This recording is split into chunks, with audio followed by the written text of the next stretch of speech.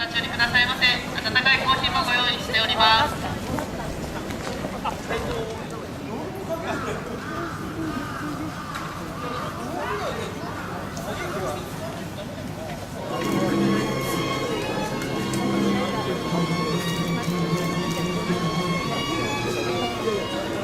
それでは、どうぞ。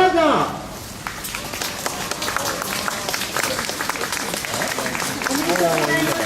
各高校上野新三郎学業の出ますです。皆様、大きな拍手をお願いいたします。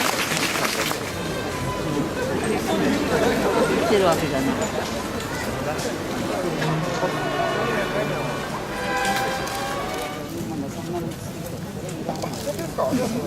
いいね、そうそうそう。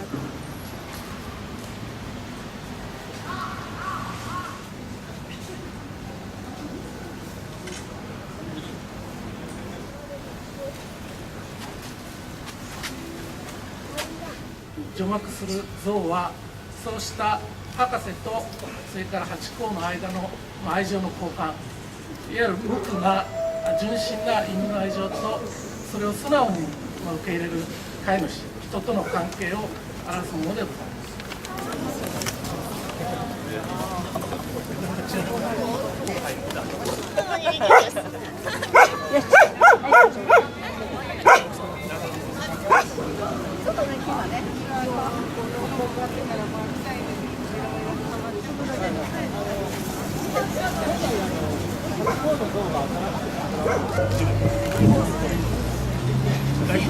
岐阜調査者の皆様は、像の、